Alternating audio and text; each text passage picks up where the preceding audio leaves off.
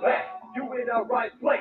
So take a step back before I get all up in your face. I know you got to live, you know I got mine. But there's like 50 other dudes holding on the phone line. Your voice will be heard, sir. Next caller, please. And if I don't concur, we can agree to disagree. Fantasy, sports, and politics. Fantasy, sports, and politics. Fantasy, sports, and politics. Fantasy, sports, and politics.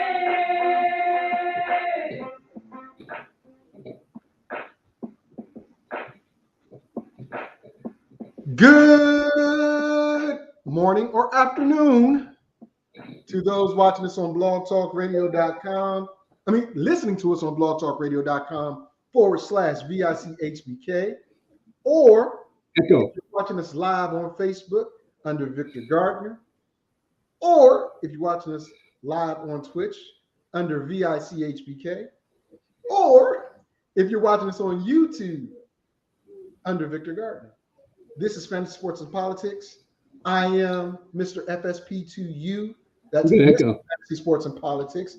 And to my left, over there, is JT ATM Money.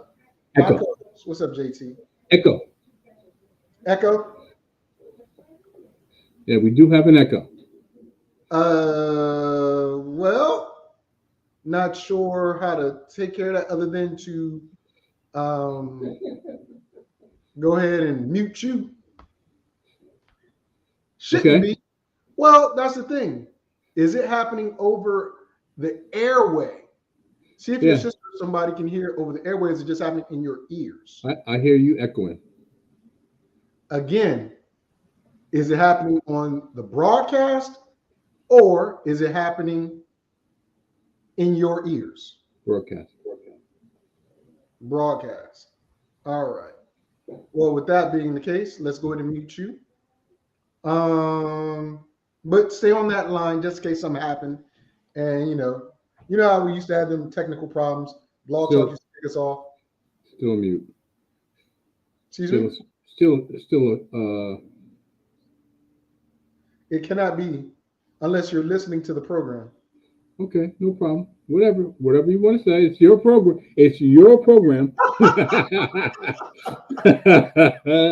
All right, check it out.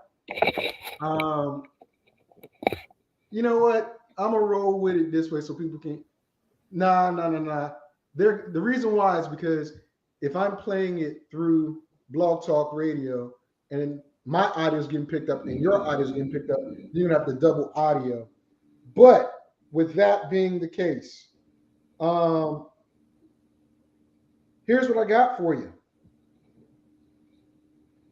Ladies and gentlemen, boys and girls, this is something I know Jerry really wants to talk about. I know he really wants to talk about it. But we're not going to talk about it just yet. Because he wants to talk about my boy Baker.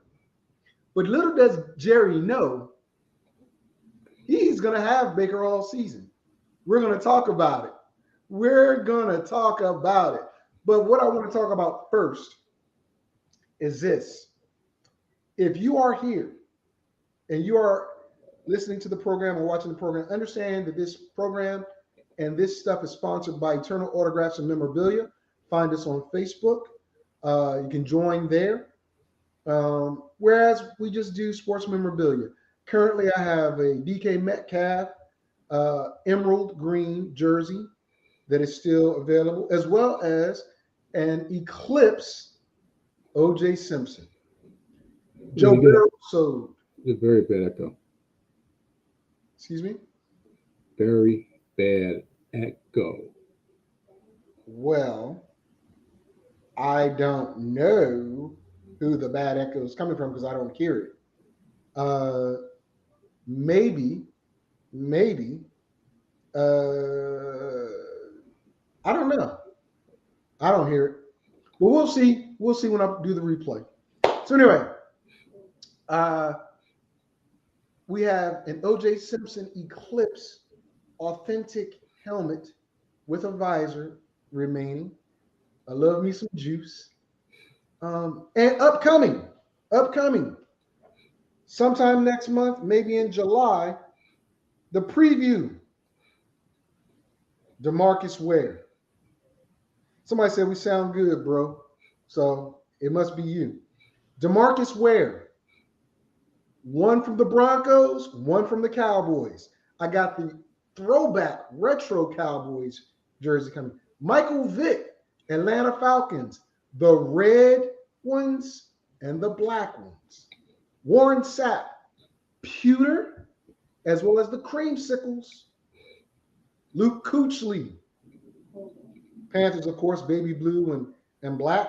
Then I got the new Tyreek Hill, Miami Dolphins, aqua and white.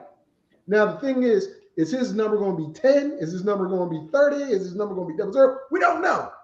But everyone else is selling it for 10. Everybody else said 10. I don't know what else is going on, but it's saying 10. It's going to be 10. Okay. Well, according to Jerry, it's going to be 10. So we're going to go with Jerry because Jerry says it's going to be 10.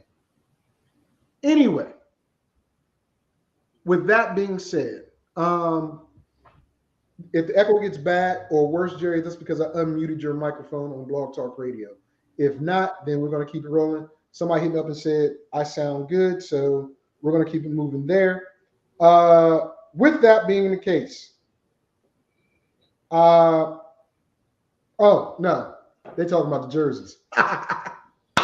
Anyway, with that being the case, let's talk about what's going on in the NFL. Now, here's what I'm talking about first, Jerry. I don't know how familiar you are with the Philadelphia Eagles situation, but you are familiar that they traded for A.J. Brown during the football draft, NFL draft, correct? Right. I heard the double echo, so yeah, I'm going to take it off. I'm going to take your Blog Talk Radio mic off. All right. So did you also know prior to the draft, and you should know because I know we talked about it briefly, they tried to trade for Calvin Ridley. Who? Calvin Ridley. Before Calvin Ridley's gambling came up. Oh, yeah. They also tried to get Robinson from the Bears to come sign with him. Now, the Rams were smart enough to do that. Huh? The Rams were smart enough to do that. Well, they had the better chance of going to the Super Bowl. And I think Robinson made the choice to go to the team that just won the Super Bowl versus a team trying to find out if they can go to the Super Bowl. But the rumor or the conversation was that the Eagles were happy with their receiving core, Quez Watkins, a Slim Reaper Smith, Dallas Goedert as a tight end, and whatever else they had. They weren't looking for any extra people in the receiving core. He said the head coach was quoted as saying, the only thing that needs to fix our receiving core is runs after the catch.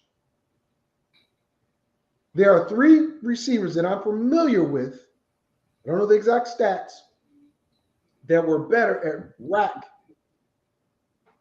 or in the top 3 in rack this year. Cooper Kupp being number 1, Deebo Samuels, and your boy Brown. Now, Devontae Adams was in there too, but I'm not sure exactly where he was. But the rack. Deebo was best. Yes. I didn't say he wasn't. I just said, Cooper Kupp, obvious, because that man caught the ball and was gone. Deebo was number 1. Okay, Deebo was number 1. I got it. And Deebo is the smaller version, according to people, of A.J. Brown. And A.J. Brown plays and runs like him. They're built the same. So, okay, well, tell me why you're shaking your head. Deebo is built like a damn running back. Like Antoine Bolden. Yes, and so is A.J. Brown. A.J. Brown is built like Antoine Bolden too. No. A.J. Brown is taller. And well, okay, taller, but the bulk and the muscle is what we're talking about. We're not talking about height. Well, you got then if you want to do that, then you can go to DK Metcalf because those two guys play with each other in Mississippi State, Yeah, and they resemble each other. but DK was a burner, and AJ isn't a. AJ's fast, but he's not a burner. He's not as fast as DK. DK is got more girth than AJ Brown. Yeah, I know. So, And but you said besides compare the two. besides being a burner, DK is bulked up. AJ is just bulked up. Both of them. I mean, and DJ is quicker. AJ is I'm saying AJ is quicker than Debo, Okay, if I'm not mistaken. he might be quicker, but he's not faster. Quick is. I learned this in high school because I used to play football, neighborhood football with my friends and all that, and I was always one of the faster people. We always competed, whatnot. Like anything 50 yards, I was probably one of the fastest, if not the fastest. After 50 yards, I was like, okay, well, I'm throttling down. My friends would beat me. But one of our buddies, who was a little older than us, not by much, play football. He was quick. So his quickness, Quicker sudden. Quicker yes, sudden. yeah, quick and sudden, made him seem really fast. He was just quick and shifty. He could beat us in a race. He had longer, more developed legs and stuff like that, but he was quicker. But we were more oftentimes than not faster. Um, so there's a difference. That's why I said DK Metcalf is fast. He got long speed. Yeah, but if I'm comparing AJ Brown and Debo Samuels, I'm saying the body type. I'm Okay, not talking about, body type, but in my opinion, Debo was quicker and more sudden than AJ Brown. okay, that's a fair assumption or fair thought. But at the same time, I think that when you look at, um, They're both very good wide receivers. they are, but when you look at what Philadelphia was trying to do, they're looking for rack. That's what the coach said. I'm looking for receivers, or we just got to concentrate on getting rack, run after the catch. That's something Jerry Rice excelled at. And Jerry Rice by no means was a fast man, No, but you're Jerry right. Rice had a good stride. And when he caught that slant, or if he caught that post, he had rack. Larry Fitzgerald, again, not a fast dude, but when he caught the ball, he had a lot of rack. Something that a lot of players nowadays don't have. It's either deep and gone or catching down. Tyreek Hill is extremely fast, so he has a lot of rack because people just can't catch him. They just can't catch the kid. But more times than not, Tyreek either had a deep pass or a short pass that turned into a long run, right? So when we talk about Rack and AJ, let's look at the weapons right now that Philadelphia has. I see you looking at the game in the background, and that's what you're trying to get done. I understand you're trying to show shit off. It's okay. But Philly, and then they just signed Bradbury. They just signed Bradbury to go with Darius Slay. Oof, that's gonna be Exactly. And they drafted the best D tackle, in my opinion, in the draft, and the best field general linebacker. I can go back to London Fletcher. London Fletcher was very. I can go back to Monty Coleman and Neil Oakowitz for Washington back in the day, all undersized, but were field generals. you talking about the two Georgia players.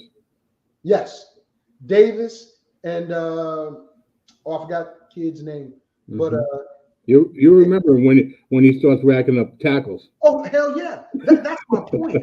So if you look at what Philly has done, Mhm. they've addressed all their needs. They got a decent offensive line.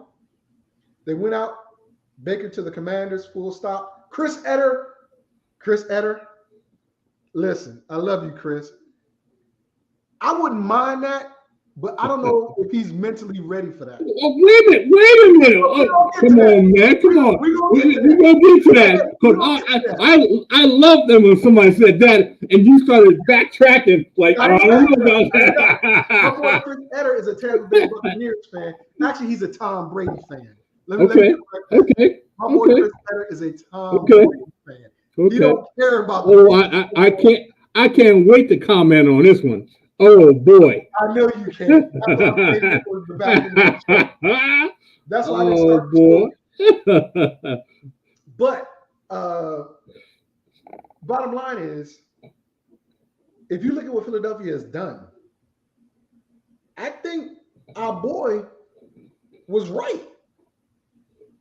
Steven was right. Philly is built to win. Now, exactly. Now, this goes to, I appreciate you, Chris. Matter of fact, I'm going to give a shout out to Chris Mala for Vets.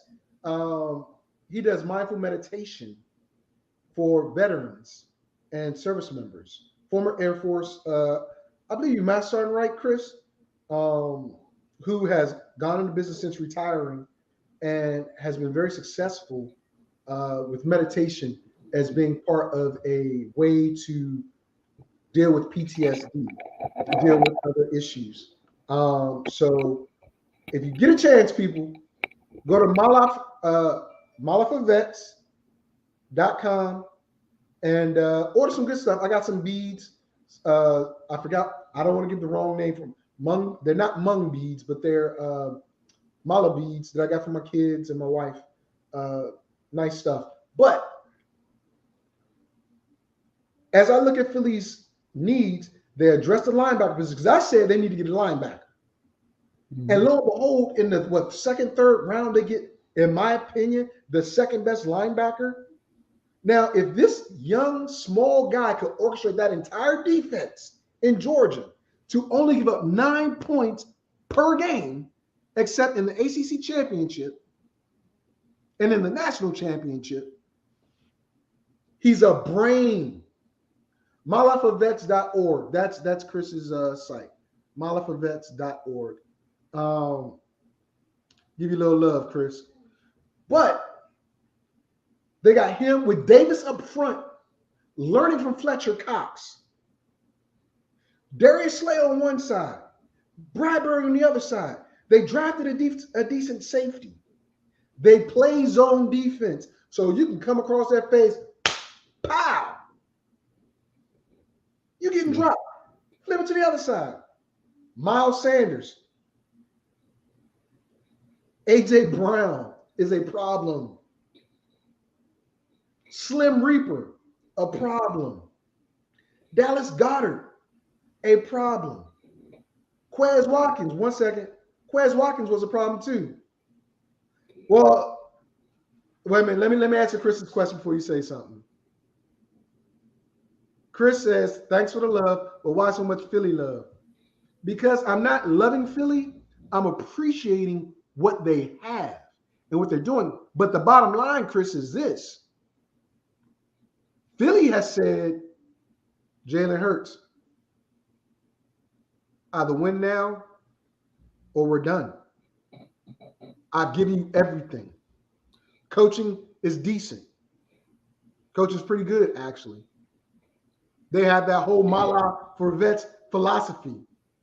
The coach last year, everybody was dogging the coach last year about you got to treat it like it's a flower, it's a plant.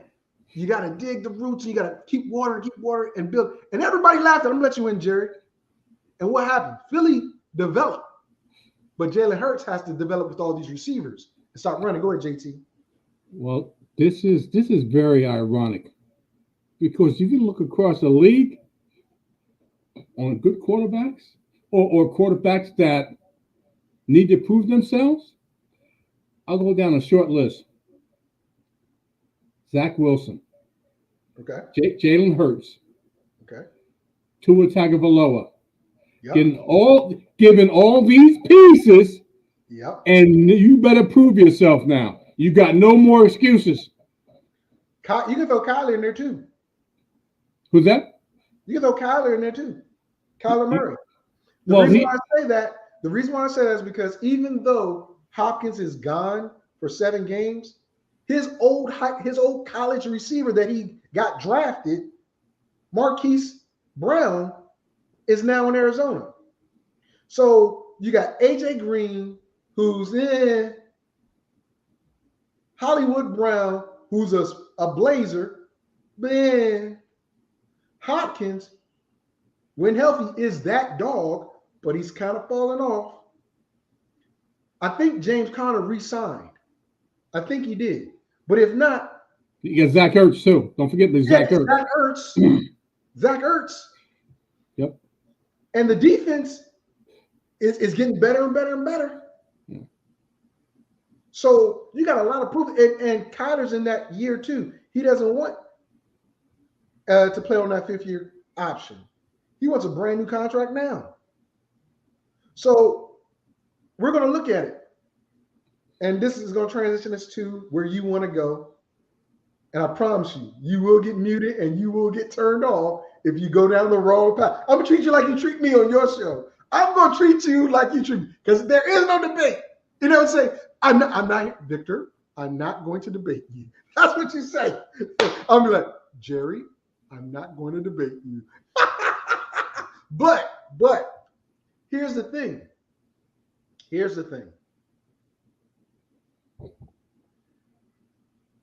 Baker was given a lot of weapons before.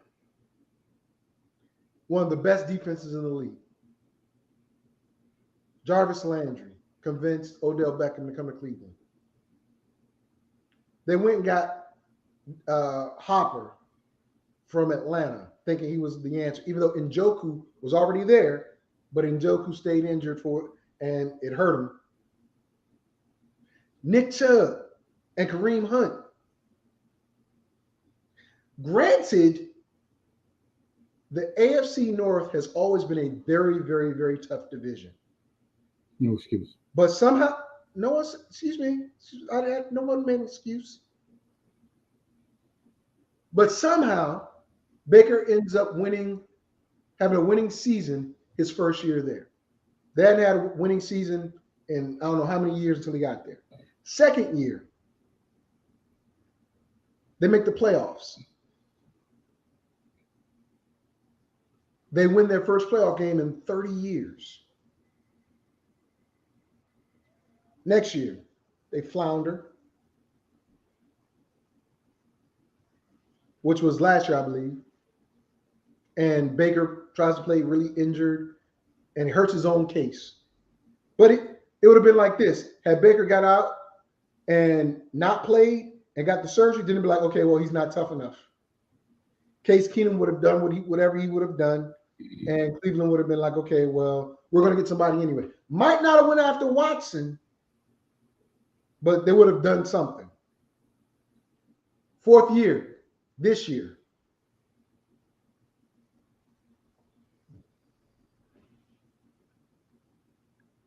They exercise, no, 5th year, I'm sorry. 5th year. They exercise the option before the draft. So regardless, Baker's getting $18 million. But they go out and put $230-something million guaranteed in the pockets of Deshaun Watson. Baker is still under contract. They go out, Cleveland does, and sign Jacoby Brissett as Watson's backup. A week later, they go out and get Josh Dobbs to be the 3rd quarterback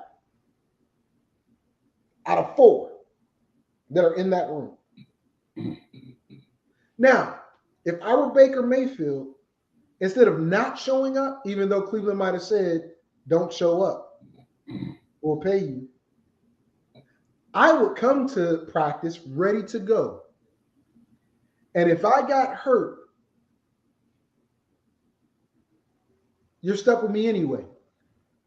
And you're not going to get the value that you want. If I don't get hurt, I'm still in that practice room or in that classroom with the man that you went out to replace me with, his backup and his backup. Never happened. Well, we also thought he would never be on the roster. Never happened. We also thought he would not be on the roster at this point, but he is. Now, the $1 million question, because we mentioned a couple of teams. I didn't even mention Carolina, even though Carolina is still in the mix. But they're in the same boat. Sam Darnold, $18.5 million, regardless, with an option. With the 50-year option. But they went out and got Correll as a backup in what, the fourth round? Third or fourth round? So he's a developmental player. So, Jerry, and I know you've been chomping at the bit to say something. Just remember before you say anything, that shirt you got on, that team you represent, Baker is still on that team, and he's still one of the leading diehard Brownies. Go ahead. He will never, ever enter that locker room and be part of that team again. It's too toxic. He still is a part of it, but it's too toxic of a situation between having Watson there, who they really want there, and Baker, who is no longer needed. Baker Mayfield had his best season in 2020. With his quarterback rating at 72.4. His first year was 51.2. His second year, but they still had a winning record. What? They still had a winning record first year. They didn't. No, they won 5 games instead of winning. I'm talking about his quarterback rating. No, I know. But what I'm saying is, his first year was the first time the Browns had more than 2 wins in like 12 or 13 years, something like that. That's all I was saying. 51.2 was his first year. 25th in the season. Best drink right there. 51.2. Rock, come sponsor us. Why are you interrupting me? I'm sorry, I was trying to get the Rock to sponsor us.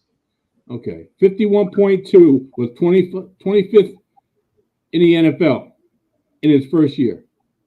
Second year, 2019, he was 19th with a 52.4. Hey, that's not good. I agree. 2020, 72.4. Better. 20 points better than the previous year. And that's when they went to the playoffs and beat Pittsburgh. Last year, 2021, 29th at 35.3. His QBR rating. Yeah. Deshaun Watson played extremely hurt with a torn labrum. Oh, come on, man. If you're on the field, you no excuse. That's fine. Okay. But Jerry, wait a minute. I'm trying to give you a comparison. I know. But before you talk about Watson's numbers, right, and who he played with and who he didn't play with, I want you to remember who they played. There's a big difference in playing the South and the North. That's the only thing I want you to remember. That's only 6 games. I understand that, but those 6 games are very, very important because that's how he got beat up. If Baker did it. I just want you to remember that. Now, I know what you're going to say, but go ahead. I just want you to remember that. That's all. Whoever's watching this on Twitter. Deshaun Watson's first year, 2017. He was number 1 in QBR rating, 81.3. His second year, in 2018, 14th in 61.8. Okay. His third year, 2019, He was 7th in the NFL, 68.7. And in the 4-12 Texans season in 2020, when he last played, he was 13th behind Baker, 71.0, with a 4-12 team in 2020. Okay? And Baker went to the playoffs in 2020 with a better team. But his passer rating in a very good team was what, a point higher? Come on. So okay. Come on. Check this out. Come on. First of all, we're not supposed to be comparing the two because that's not what the conversation is about. But that's what you chose to do. That's fine. I'll put it to you this way. You have a predominantly running team that attempted to pass the ball way more than they should have, knowing the type of quarterback they had. That's why you had 3 different coaches in that 5-year period. Baker got 2 of them fired. That's the truth. He got 2 of them fired. Freddie Kitchens tried to acquiesce to what Baker wanted as opposed to just running the ball. The New York Giants are going to figure that out because Freddie Kitchens is the offensive coordinator up in New York. But when Stefanski took over, he decidedly said, we're going to run the ball and do play action. That's what he said. That's what they did. And that's how they went to the playoffs that year. They set up Baker's passing, which you said was his best passer rating, with the run game, with Chubb and Hunt. That's what they need to do and needed to do. Got it. Your guy. My guy, too. I like Watson. I'm just not on his jock like you are. I don't jump teams because of a player, but that's neither here nor there. Watson barely had a run game. Even when Johnson wasn't even there. Even when he didn't even have Arian Foster. He didn't even have Arian Foster, if I'm not mistaken, but he didn't have a run game. He had a running game. Excuse me? He had a running game because in the time when Deshaun Watson was with Bill O'Brien, the main focus of the team was to run the football. No, it was Hopkins. It was Hopkins. No, it was run the football. Listen. And play action and throw the ball down the field at the Hopkins. It was run the football. Who was the running back? Who was the main running back? His first 2 years. Or you can't remember. That's right. Because it wasn't anybody important. So Hold on. No. Because they traded to get David Johnson because they had no real running game after Arian Foster left. They really didn't have a running game. So that caused Deshaun Watson to run so much and throw the ball. I can tell you a couple of running backs they had. They had Miller. Oh, yeah. Forgot Lamar Miller? Didn't you? That was his main running back before they went and got Johnson after they traded Hopkins. But the reason why he had so many passes and so many yards and so many attempts is because they couldn't run the ball. They couldn't sustain drives. And the way they sustained drives was throwing the ball to Hopkins and Hopkins making it a miraculous catch or Watson scrambling. Watson was one of the highest sack players in the NFL until he had to sit out because they had nowhere to throw the ball because they had no real running game.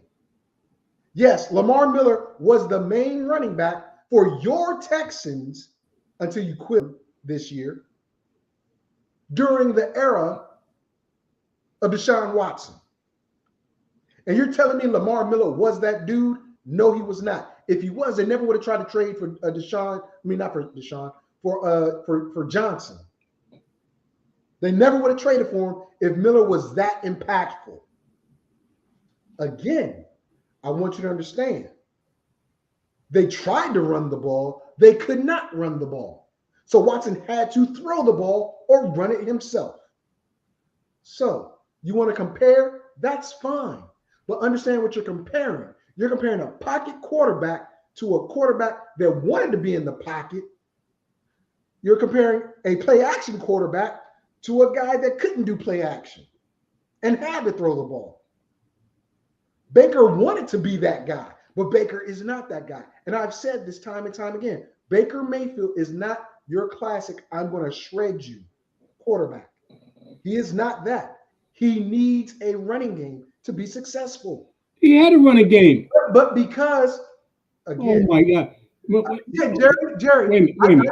One of the best running back duos in the NFL was Nick Chubb and Kareem Hunt. One of the best running back duos in Kareem Hunt and Nick Chubb. No, listen. And I agree with that. However, it did not work until Kevin Stefanski made it the priority to run the ball. Freddie Kitchens, I don't even remember the daggone head coach before Freddie Kitchens because he got fired mid-season or whatever when Freddie took over. But the point was both of those coaches let Baker throw the ball way more than run the ball. When Kevin Stefanski came in, and we talked about this, they had to run the ball in order to help Baker be better. That was the point. And what happened was they went to the daggone playoffs. Now, this past year, as I said, they started doing that. Then Baker got banged up and messed up. And should he have sat out the rest of those games? I think he should have because he hurt the Cleveland Browns' team during the season, trying to force the ball to Odell, trying to force the ball, not even to Jarvis Landry. He was shortchanging the ball. He wasn't putting the ball where it should have been. That's why you had the uproar with Odell Beckham's father and wanting to get out of there because the fact that Baker in practice and in real live games couldn't get the ball to players that were open. No, I get that. And last year was a terrible year for him. He shouldn't have played the whole season. He should have got the surgery and sat out and let Cleveland do what they're going to do. He should have made a business decision, but he made a football decision. That's what I guess I need to say Baker Mayfield did. He made a football decision as opposed to a business decision. He made his bed. Now he has to lie in it. Yeah, correct. Now the question is this. A year is going to go by and he's not going to play unless something horrific happens and a quarterback needs to be brought in. Now, this is where the question of the show goes. Where does Baker land? I'm a Baker fan. I have no qualms about saying that.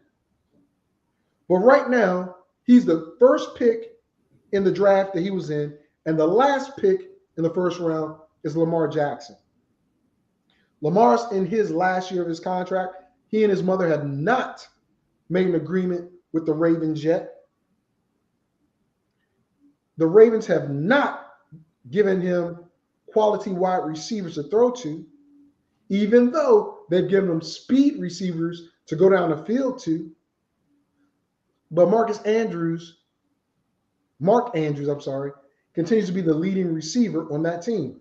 Just like Michael Vick made Algie Crumpler the leading receiver.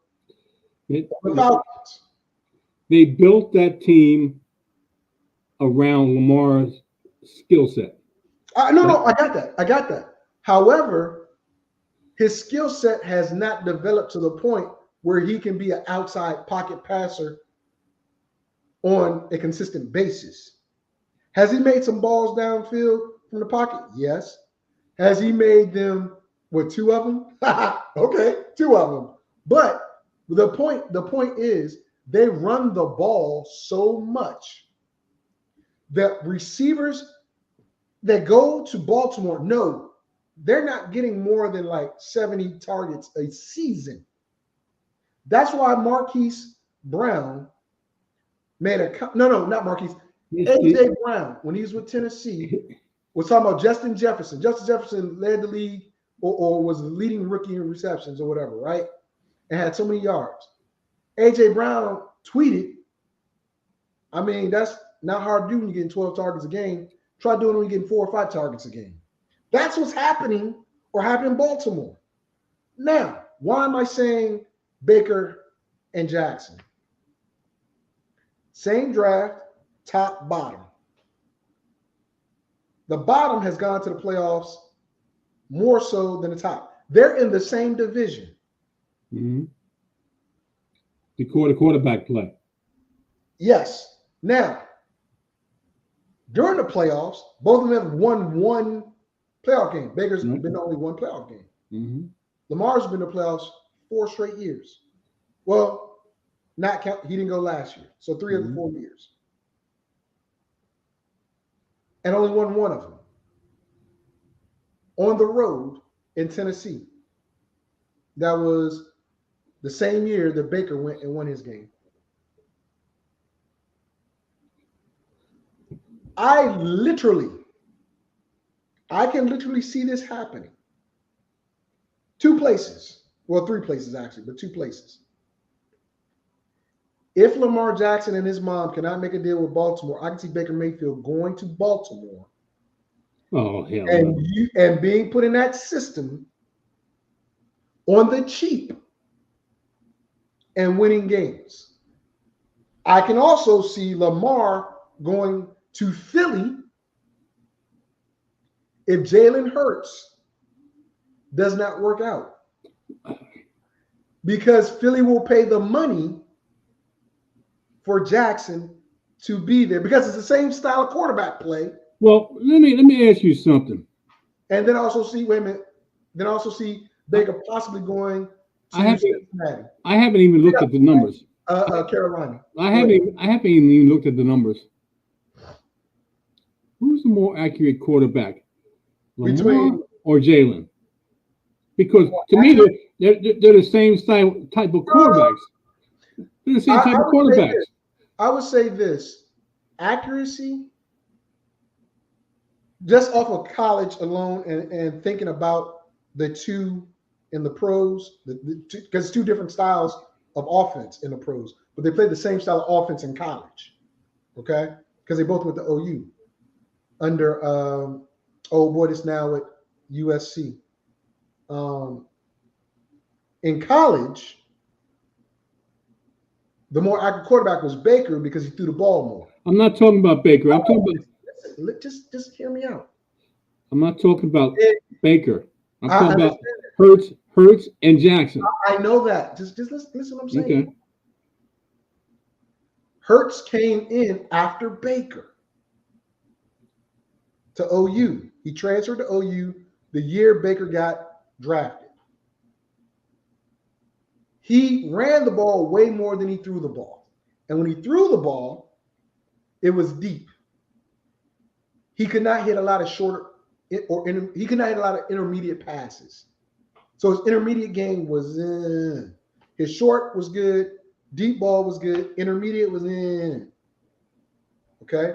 So Jalen wasn't that good. At Louisville, where Jackson was, terrible accuracy. Terrible. Mm-hmm. Deep, middle, even short was somewhat, skeptical at times. In the pros, looking at what he does now or did over the past couple years, his accuracy is not where it should be. You still see or saw Brown doing this, doing that, or basket catching. That's my point. But I know, but rarely did you see him do this in the chest or the face. Rarely. With Hurts, this past year, we did see a little more of this. Not much more, but we saw a little bit more of this, mainly because Philly decided they were not going to throw more intermediate routes. They were going to go with bubble screens, short passes, and deep routes. That's why Dallas Goedert didn't have the type of year that everybody thought he was going to have when Zach Ertz was gone. I'll tell you why. Who's your intermediate passer on offense or receiver on offense? If it's not the big X, because they don't have a big X. Philly does not have a big X receiver. That's the guy that's one-on-one on your left side normally. The biggest receiver they had was the tight end, Dallas Goedert or Zach Ertz. They're the ones that work the short to intermediate along with the running backs. The same with Mark Andrews over in Baltimore. No, I got it. However, the receivers in Philly got more touches than the receivers in Baltimore. And the reason what's going to happen this year, they're going to go to, when I put these two fingers up, they're going to go to more two tight end sets. Oh, 21? Who? Baltimore? Baltimore, absolutely. Oh yeah. Look, they got KJ Dobbins back. They got They got two or three running backs now, right? And Lamar's coming back, right, off his injury. And I think they loaded up. If I'm not mistaken, they loaded up on tight ends in this past draft. I think they drafted two tight ends. They may have, but I mean, they've always been under Harbaugh and with Lamar a heavy run team, pistol or shotgun. You don't see Lamar going under center. Not even a four quarterback sneak. That's why I have to shoot down. If Hurts doesn't come through, Lamar will never go to Philly because Philly doesn't always go under shotgun either. Rarely do they do that with Hurts. But to your let me put it this way: if you're going to just say Hurts doesn't pan out. Mm-hmm. And he goes somewhere else, wherever. It doesn't make a difference. Mm-hmm. They're not going to make a move for a Lamar Jackson because he's the worst version of Hurts passing the ball. Well, yes, but I'll tell you this. Philly has designed run plays for the quarterback, right? Would you agree with me that Jackson is the better runner than Hurts? Would you agree with me on that? Yeah, he's the best runner, okay. but you got A.J. Brown and Devontae Smith and company. You want to No. Listen. I agree. But they run the same offense, except Hurts goes to the outside more than Jackson. Now, that begs the question: Miles Sanders, whoever else is in the backfield, they're going to be doing a lot more read option. Hurts likes to take the ball and run with it. He doesn't like giving to Miles Sanders for whatever reason. I don't know why. He just doesn't. But I can see that happening if Baltimore does not agree on a long-term deal with Jackson. Now, Baltimore, they're going to pay this man. I don't know how much, but they didn't spend a lot of money in free agency. Their rookies are on rookie contracts. They have money to pay Lamar, but is Lamar going to be there? I don't know. And that's why I said the scenario I said. The odd man out is Hurts. Now, can Hurts go to Tampa after old boy Tommy leaves? I could see that. You know why I can see that? Because Todd Bowles would take that reclamation project. Mike Evans is probably about to go downhill a little bit, but you got Godwin. You drafted a decent tight end. Run game's decent. Offensive line is good. Defense is going to be okay. And you still got somebody young because Kyle Trask is probably not the guy. And Tampa didn't draft a highly touted replacement for Tom Brady.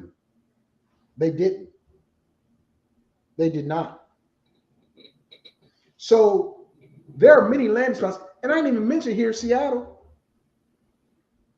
I didn't mention Seattle. Drew Lock is going to have his opportunity to play and prove that he can still be in this league. You really think Geno Smith is going to be the starting quarterback next year? Or he might play a little this year. I don't know. But Seattle's going to be a landing spot for one of these four quarterbacks we're talking about. This is going to be if Jalen Hurts doesn't come through, this week. I mean, this year.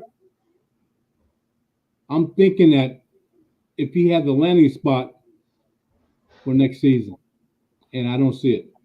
He does. Seattle. I don't see it for the simple fact is this: you got receivers that need the football, and you have a quarterback up until this point hasn't been too accurate. But go ahead. Come on, man. No, he hasn't been too accurate. And if he gets cut or for whatever reason leaves Philly, like I said when he first got drafted, to me he was the backup quarterback, and that's what he's going to be. Well, here's the thing, Jerry. Look at the draft class coming out. Right? Next year, the better quarterback class. But none of them are going to be ready to start. You don't know that. Well, by looking at what college football has right now, you don't know that. I didn't say they're not going to start. I said they're not going to be ready to start because they're going to put people in the hole to start. Well, let me put it this way: if for whatever reason Jalen Hurts is not with Philly next season, maybe Baker lands there. Okay, I can see that. I already said that at the beginning. I said there were several landings. Wait a minute. We got away from the subject when we first started the show. Well, because of him going to the Commanders. Well, Chris was joking. He didn't mean that. What? No. Look, wait a minute. Don't even try to off-play it and get away from it. Look, okay, I'll address that. I will address that. All right. My show, my rules, right? You're gonna pull that card. You're gonna pull that card. When it comes to Baker, you're gonna pull that card out. No, I said it was about it. I was just comparing it to a sensitive subject that's going on in the world, like my body, my choice, but whatever. So Baker going to the Commanders. I'm going to say this, and I'm going to say it to the camera. I lobbied for Baker Mayfield to join the Commanders. Am I glad that he did not make it to the Commanders? Yes and no. I'm glad he didn't make it because I don't think there is one person in that locker room that is ready to lead that team. Like going to be what? To lead that team. The coach, Ron Rivera, is the leader of that team. Normally, there is one or two strong personalities that on the field will get everybody right. The quarterback, the running back, the defense, everybody listens to that one player. Right now, Washington does not have that. Chase Young is a nice young player. He doesn't have the gravitas to be the leader of the team. Maybe the defense, but not the team. You don't think so, huh? I don't think so. I don't think there is one player on that team that can get into everybody's face and make them better. Evidence of that was that Dallas Cowboy game where Allen took a swipe at Payne. Right? Or was it Payne took a swipe at Allen? I can't remember which one it was. But one of them two was supposed to be the leader of the defense. And if you're taking a swipe at your leader on national TV,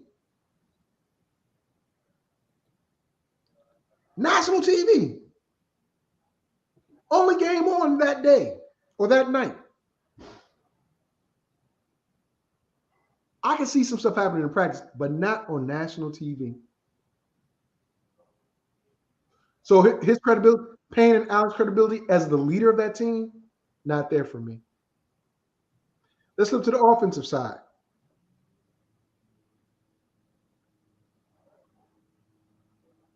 Gibson? Nah, too quiet. We don't got that energy. McLaurin? Play-wise, yes.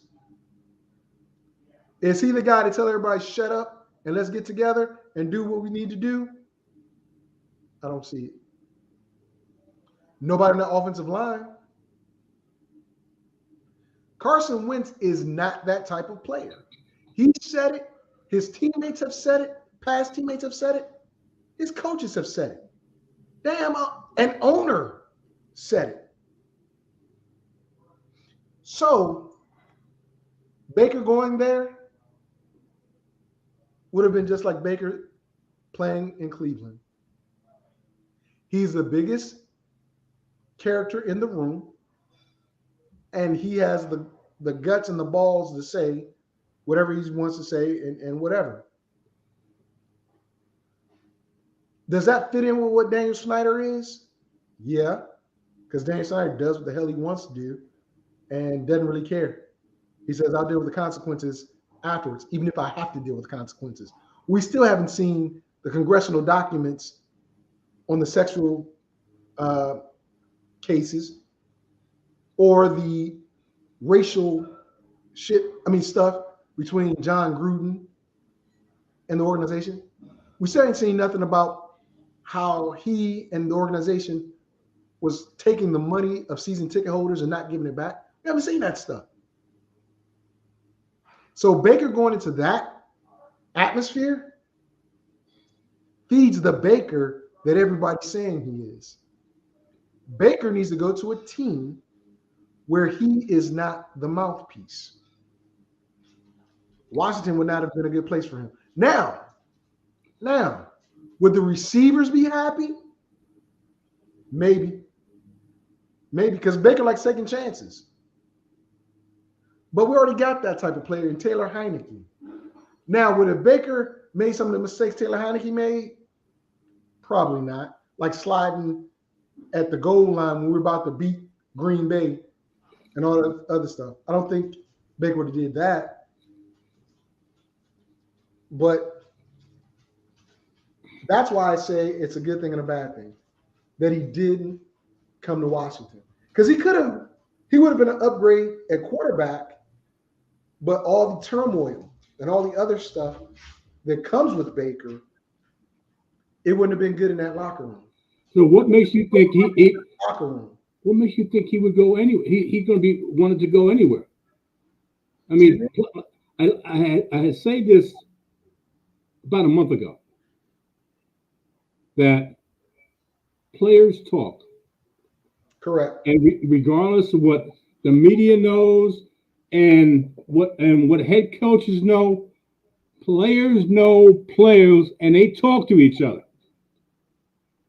And in my opinion, when you get players from your own team that been quiet, haven't been saying we want Baker or anything like that, haven't been saying a word, and you get a player from another team with rumor of him coming to that team, say an emphatic no. That's a problem. Where's he going to go? What locker room is he going to fit in? Well, that's what I was saying, that he needs to go to a team that has that type of player that's going to keep him in check, because his personality is so big. It's just so big that unless there's somebody to chin check him, but hey, look, dog, I understand you're the quarterback, and I understand you got talent. But if you don't perform, it's going to be a problem. I mean, that's what he needs. He definitely needs that. And sadly, it would.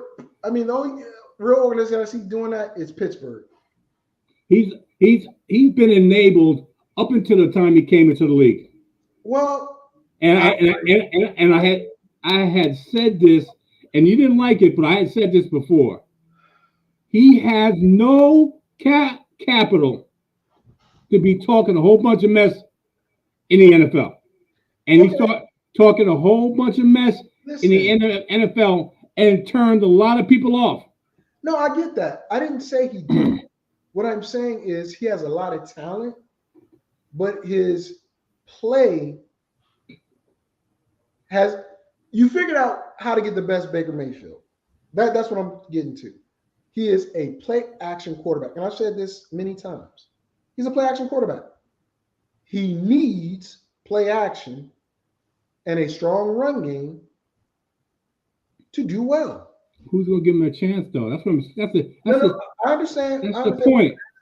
I understand what you're asking. And there are several teams out there that can and should, but at the price tag of $18 million. Now, granted, that's cheap in today's quarterback market. Well, it's But like to your point of players talk, well, some of these teams like Washington have a player council that talk to the coach. Like 3 or 4 players, maybe even more. I don't know. They talk to the coach. And maybe, just maybe, a couple of these organizations went to their players and said, their key players and said, hey, we think about bringing in Baker. And that's what they said. They did the throat slash. Yep. No. Remember, people on Blog Talk can't see you doing that. They can only hear stuff, right? Right. So I look at it in the sense of if Baker Mayfield were to go to, if he were to come here to Seattle, right?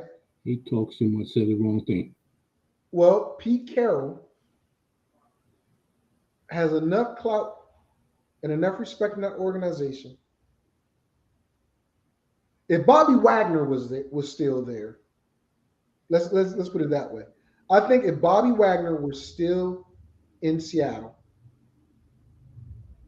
and Baker was there, he would be that one to say, shut up. Just hand the ball off and throw the ball to the right people. I think Bobby Wagner. Well, he's not there. There. He's not another player.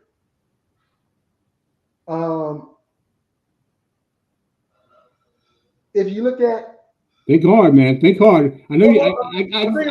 I can see your wheels turning. Think hard. I'm thinking about NFC teams right now. If you look at Detroit. Oh, hell no. Well, that's what I'm saying. Who was the enforcer on Detroit? There isn't one. The head coach. He's the enforcer. I'll bite your kneecaps off. He has that gritty mindset. Tennessee. Hell no. Hell no. Mike Vrabel would rip him a new one. Along with, I think, a couple of those defensive players that get after it. But the linemen will get after him. Because those linemen are dirt dogs. And they will take care of business. But you don't want that drama. You don't want that drama in the locker room, man. I didn't say he did. I agree with you. But when I look at what Baker, he don't know how to shut up. And that's the problem.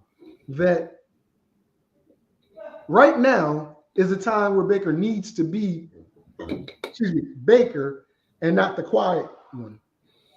Right now, he needs to be at Cleveland's practices and forcing Cleveland to send him home.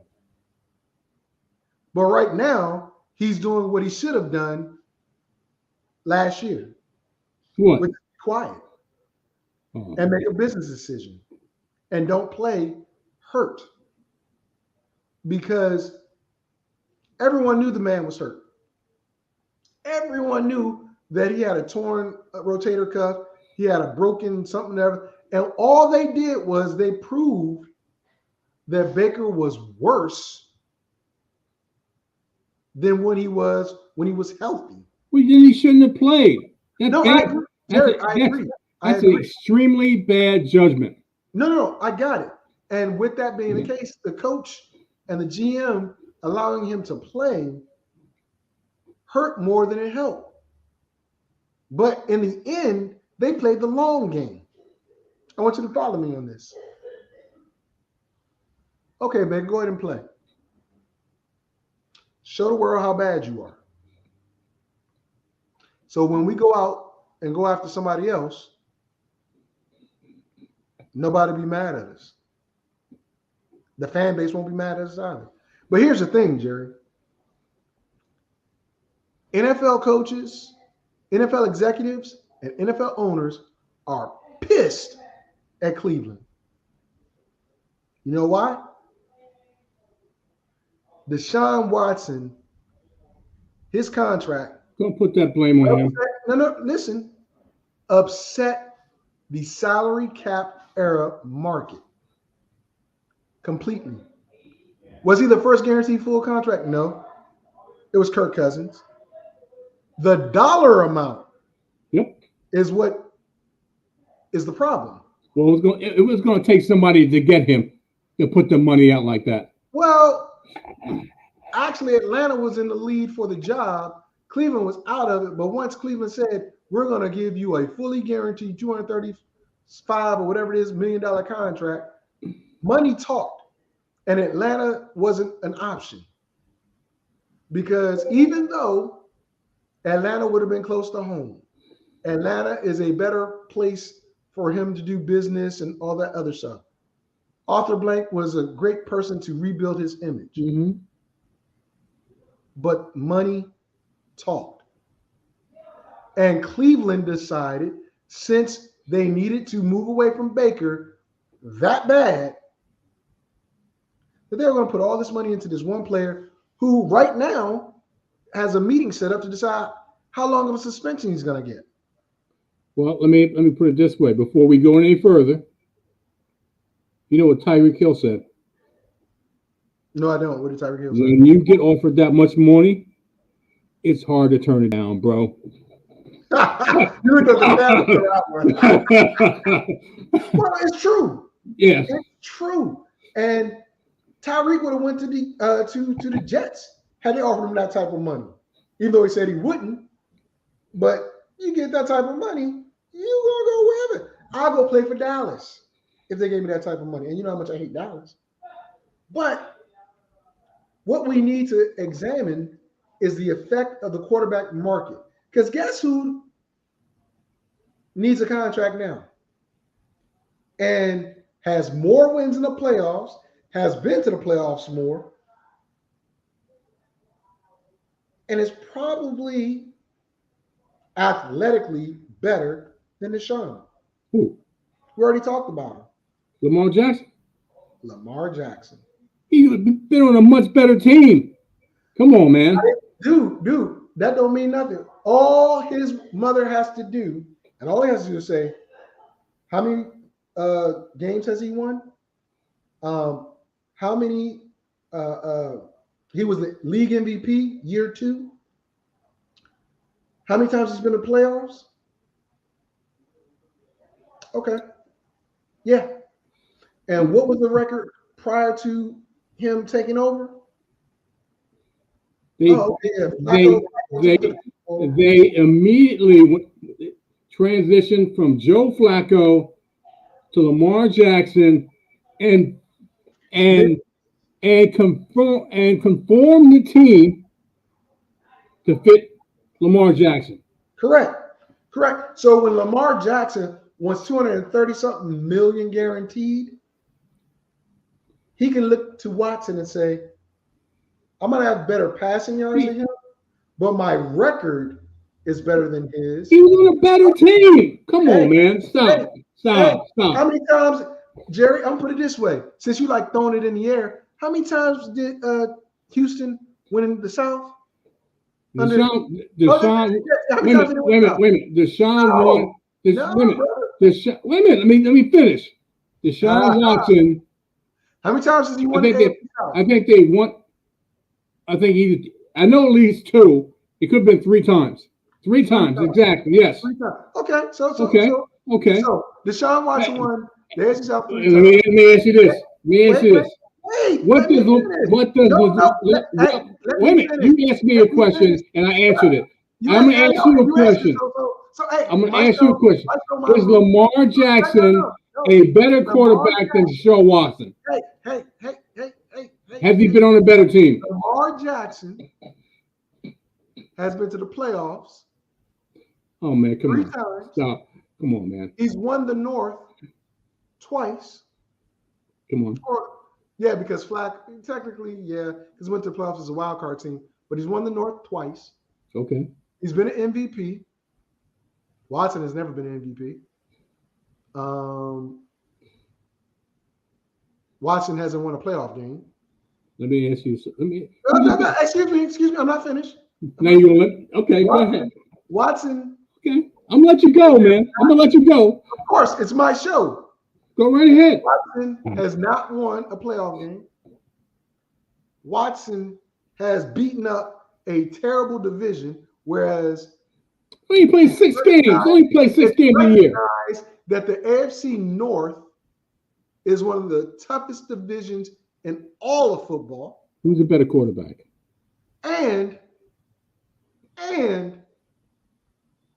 Lamar Jackson is a better runner than Watson. Who's a better quarterback? When we look at the numbers, because numbers don't lie, you can look at all the individual numbers all you want. You can look at them all you want. But football is a team sport.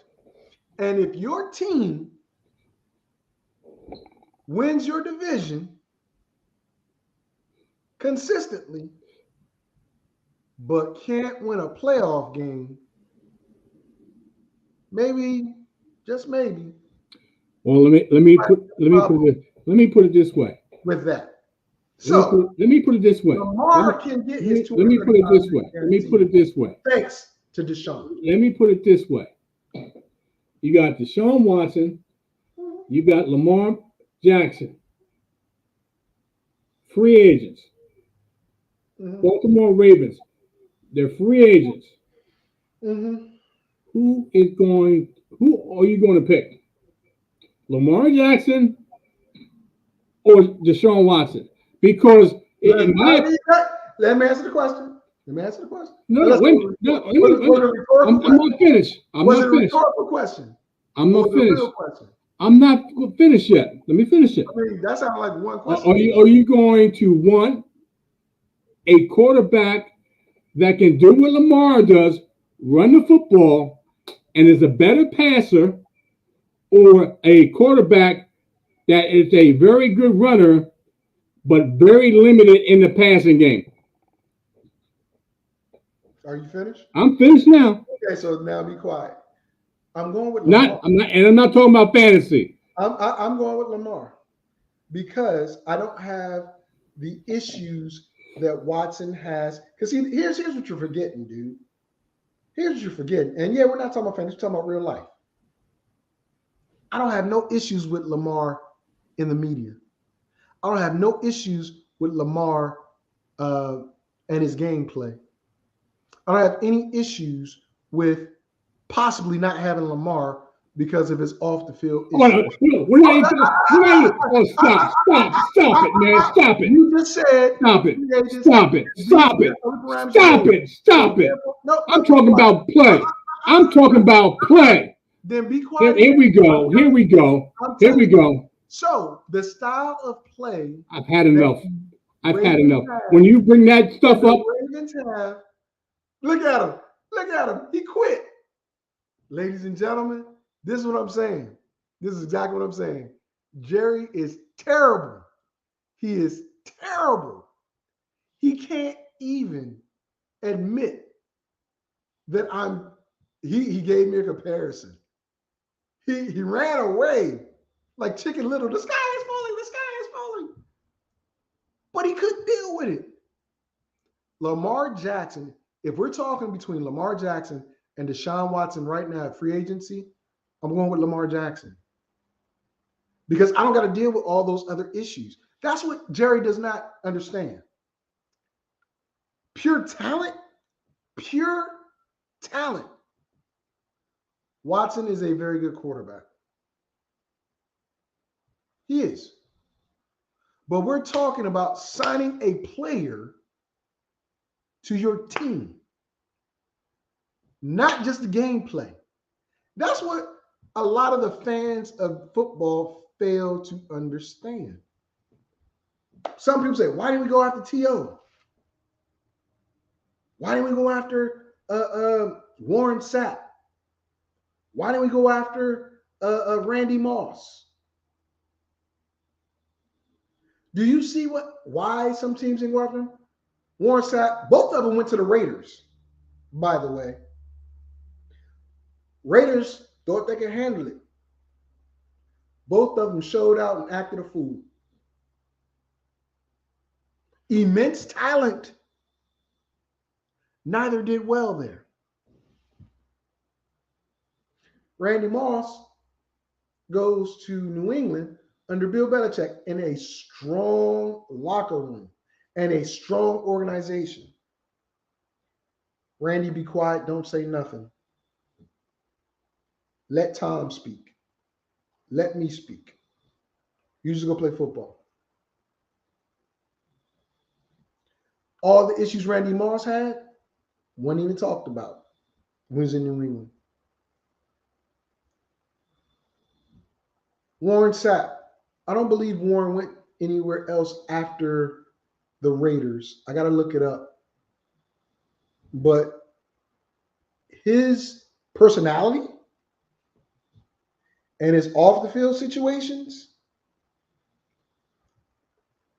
that's why he was no longer in the NFL. He ended up leaving the NFL Network because of other issues too. And I love Warren Sapp. But organizations will go but so far on your talent. On your talent. Jerry is not rational. He is so irrational that he doesn't even think about the whole picture. Free agency wise, I'm not giving Deshaun Watson $235 million. I'm not. Because you've upset the apple cart. You haven't won a playoff game.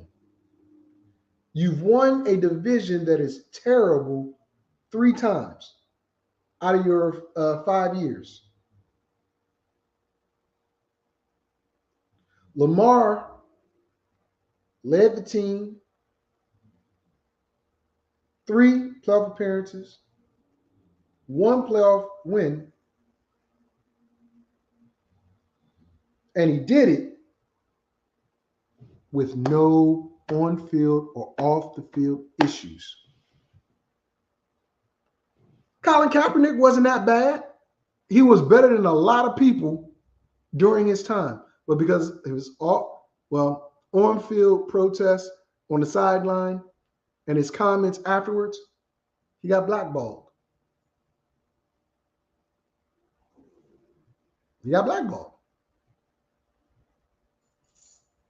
So if Jerry wasn't such a dump and he listened as opposed to being emotional,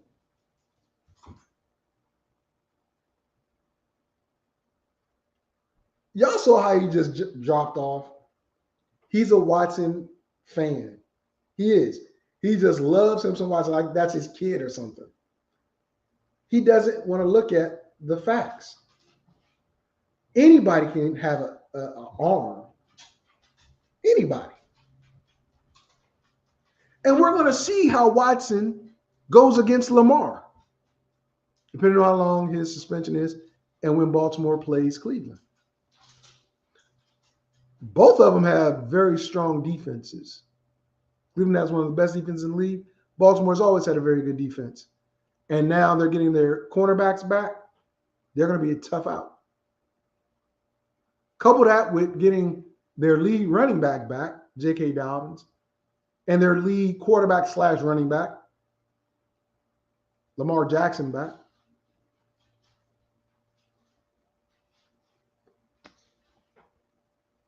I'm still picking Lamar.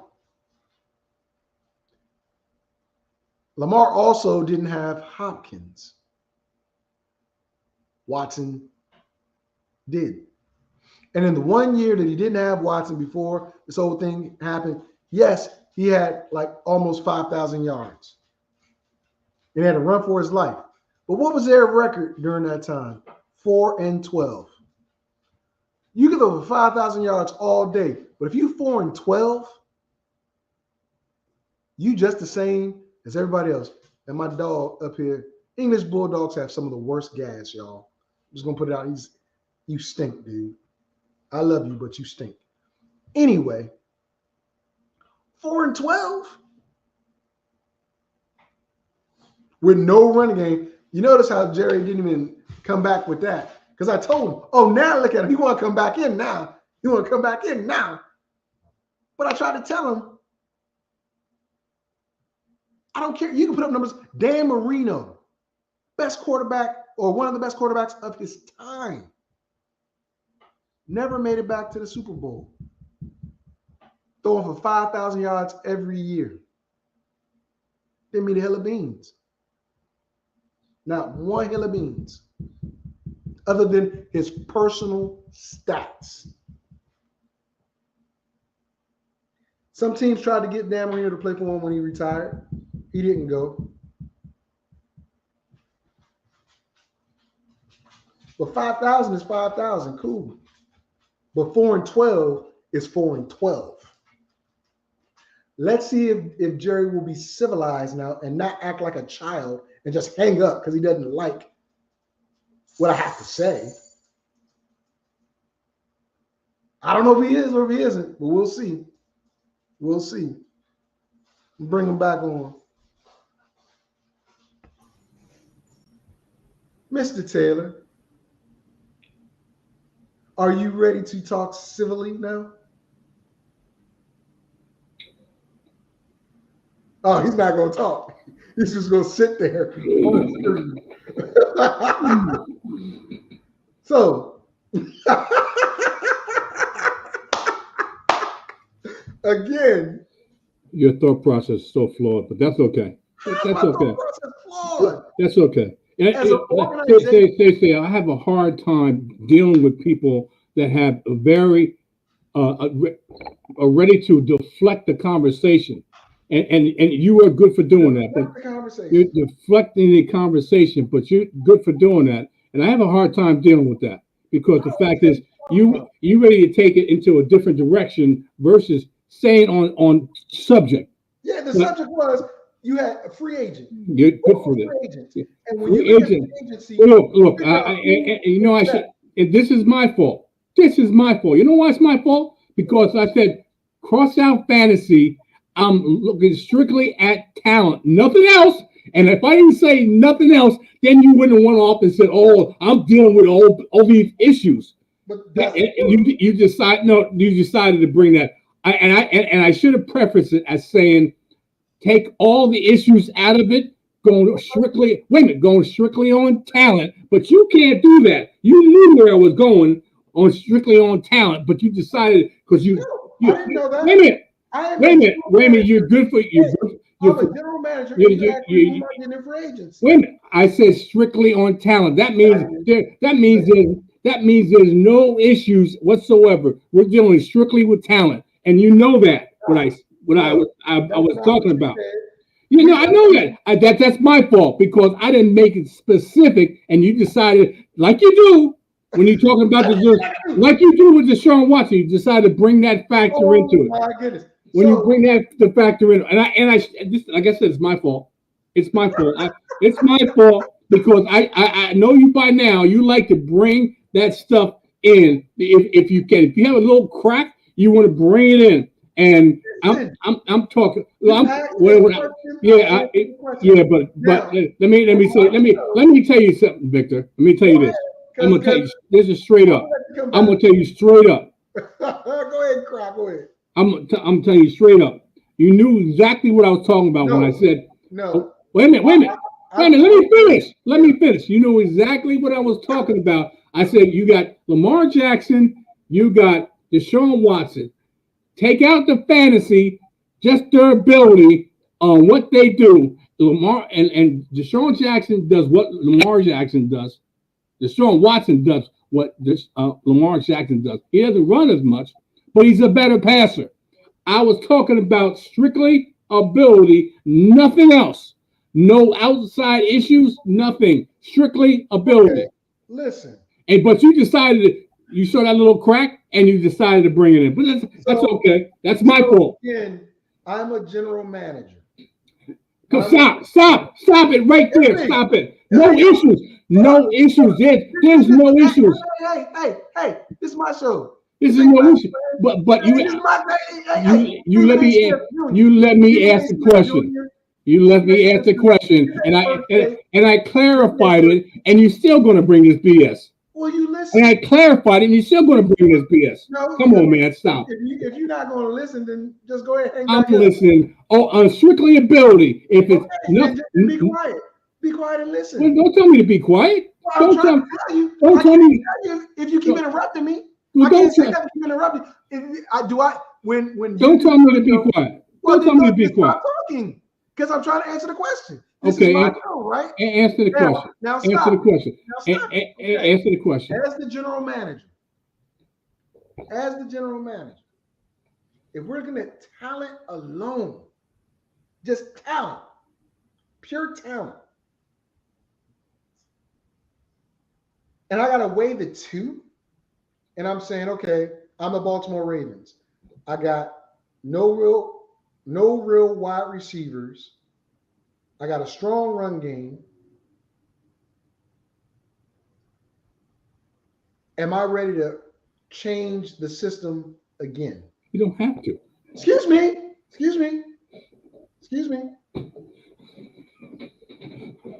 Am I going to go with a guy that remains a pocket passer until needed to run because nobody else can get open?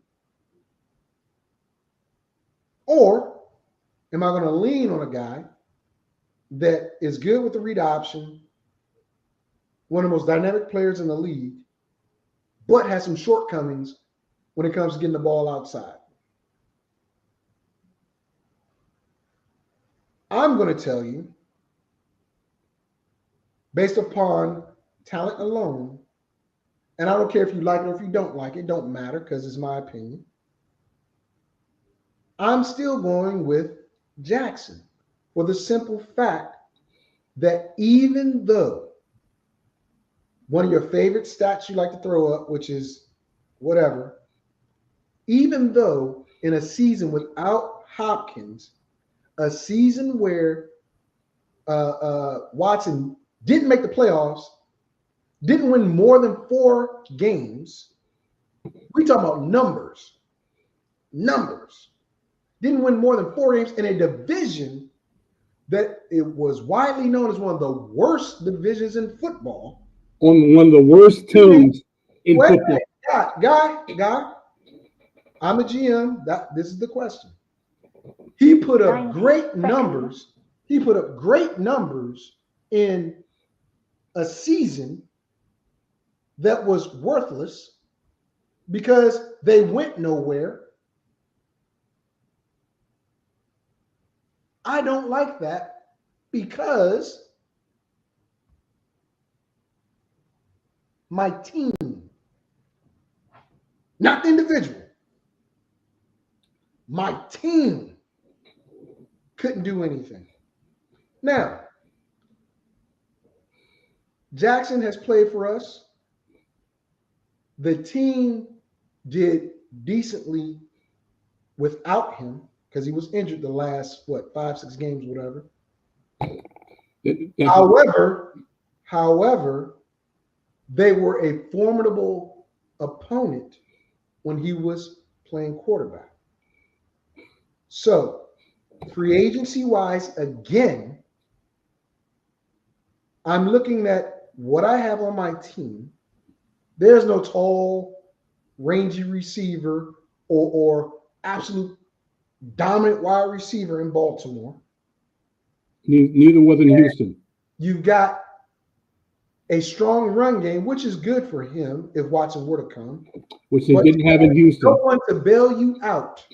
Which they didn't have in Houston. Excuse me? Which they did not have in Houston. They did not have a good defense in Houston. Again, they stunk. they won They 4 met games. 8 games in 2 Hopkins. 8 games in 2 seasons. Games. 8 games in 2 seasons. Hopkins. 8 games in 2 seasons. They were a bad team. They were one of the worst teams in football. Hey, listen. 2 seasons in a row. I don't care. I don't care. I know you don't care because if it's your general manager, if it's your I'm narrative. looking at the numbers. Numbers don't lie. Numbers don't lie. People get emotional. I'm not emotional. I'm look. But I'm telling you this, and you don't want to believe it. You just like you don't want to. Just like you want to. Just like you. Just like you don't want to believe it. Just like you. Deshaun Watson, a very good quarterback, but better. He's better. Between the two, he's better. He's better than Lamar. I'm taking Lamar Jackson. He's better than Lamar. Because what? Who's better than Lamar? He's better than Lamar.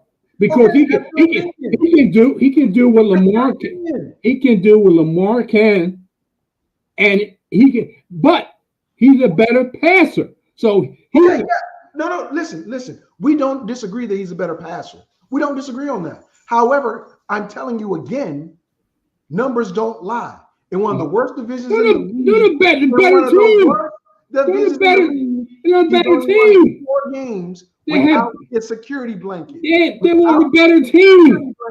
They were a better team. Come on, man. My goodness. They were a better team. You know what? I'll roll the way you're going because it's so trivial. He had a better team in a better division as well. So if no problem. AFC West, no problem. And you still have a guy that outplays a guy in the worst division, but didn't throw for 5,000 yards. He had he had one of the worst teams in the NFL. I don't care. He had, of course, because it fits your narrative. But that's all right. You're the one that brought it up. You're the one that brought it. And again, let me put it this way. If you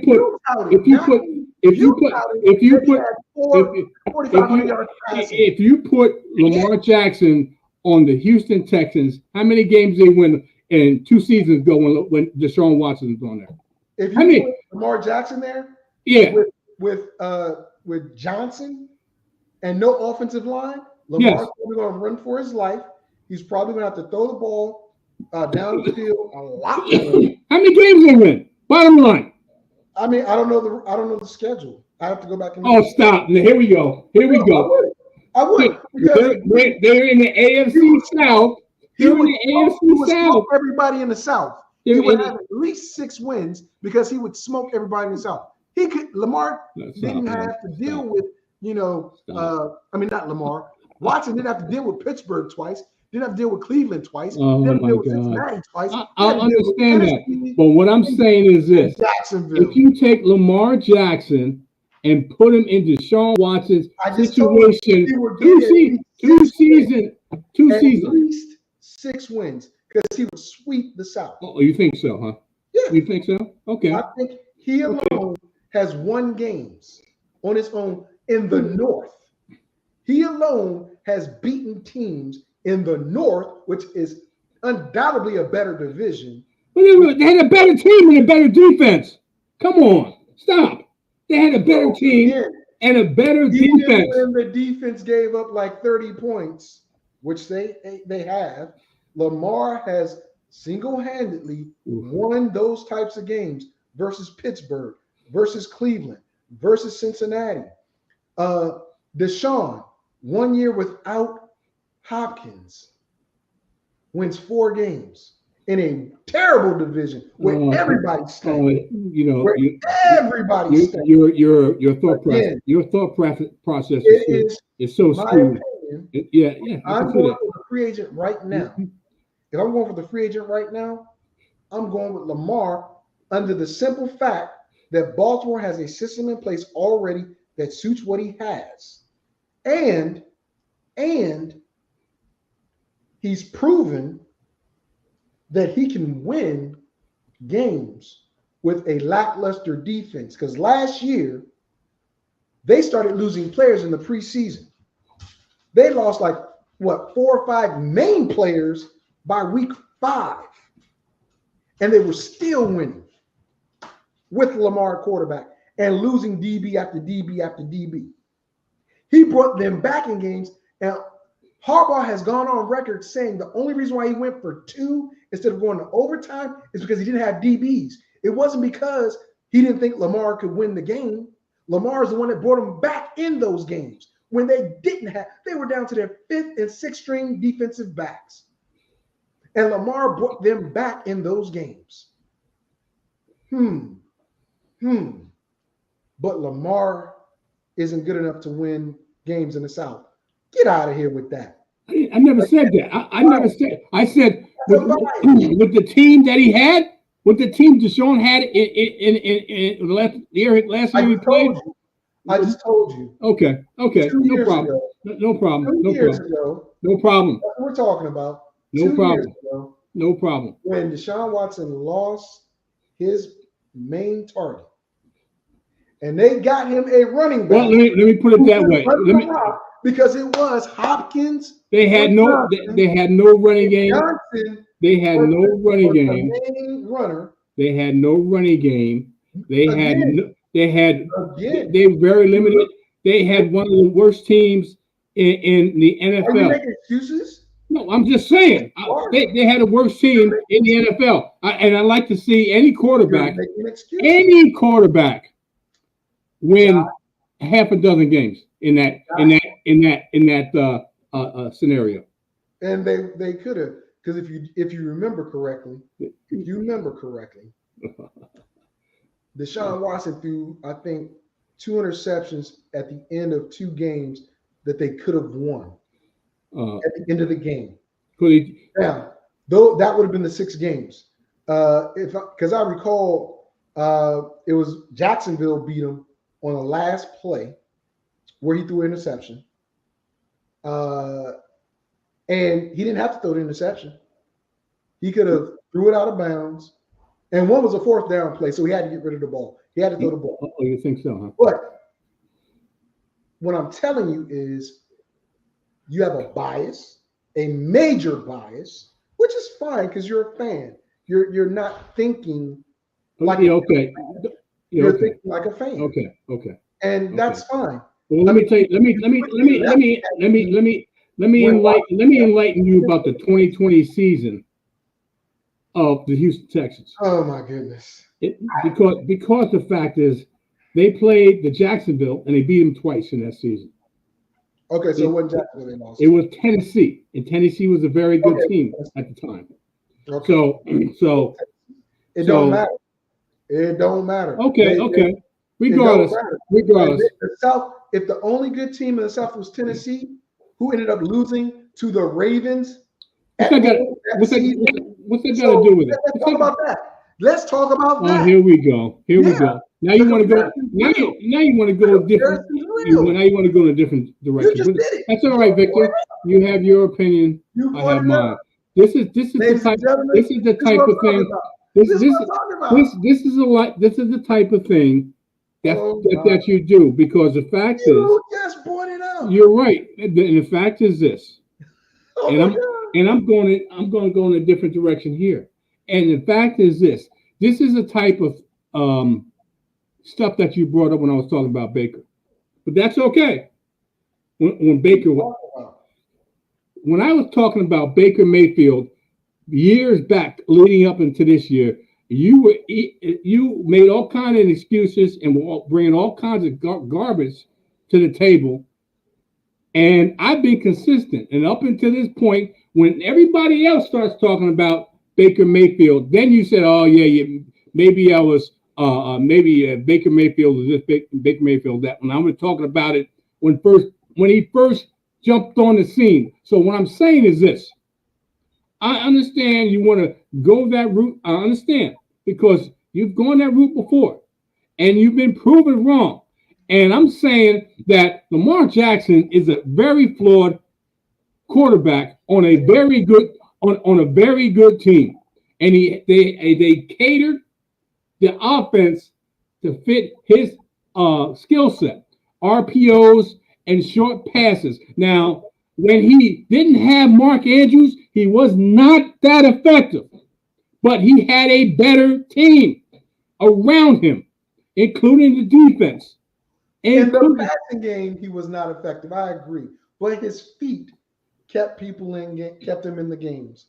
Because again, he might not be the better passer, but he's the better runner. Well, like I said, runner when he did not have Andrews. Like I said, they won games. Like I said, you have a difference of opinion. Yes. That's fine. You're the only one that got upset. That's fine. You're the only one that got upset because of my opinion. Because you're bringing in your team's records, and that's you can't bring it. Let me ask you a question. Victor.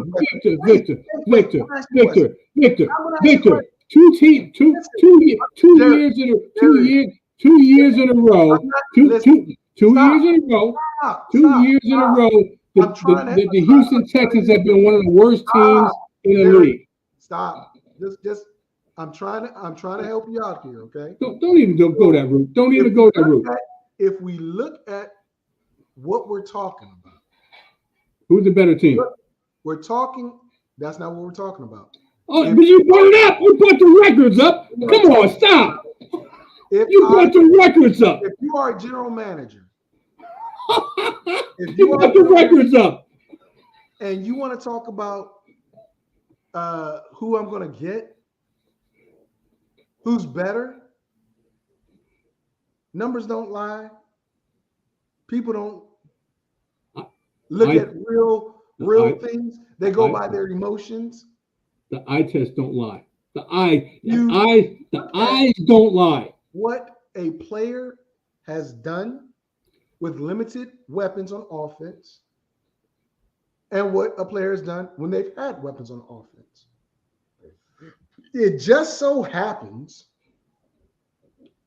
that Lamar had a potent run game. Houston did not. Thank you. Houston had a potent passing set of receivers. Baltimore did not.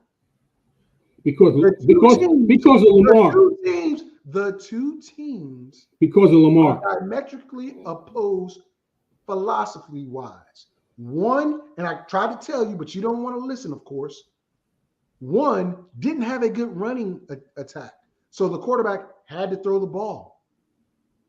They had to, because their O-line sucked, their running game sucked. And your defense sucked. I don't think J.J. Watt sucked. I don't think Tyrann Mathieu sucked. Before he left, he was bad. So again, these players were on the same team with Deshaun Watson. That's why I don't want to hear that. That's why J.J. Watt walked off the field last game. Sorry for wasting your season to Deshaun Jackson. Because the defense sucked. That wasn't the other 3 seasons, was it? That was the last season. That was the last season they were together. That was the last season they were together. 2020. Exactly. 2020.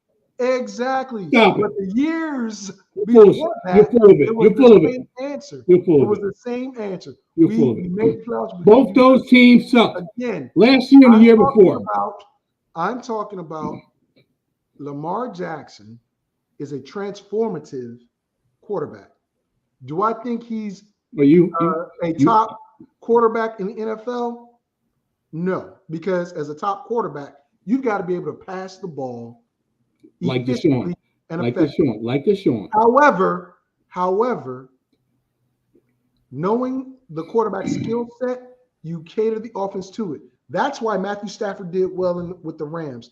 And like I told you he would. The Lions. Like I told you he would. That's why Goff did well with the Rams, not the Lions. Like I told you it didn't.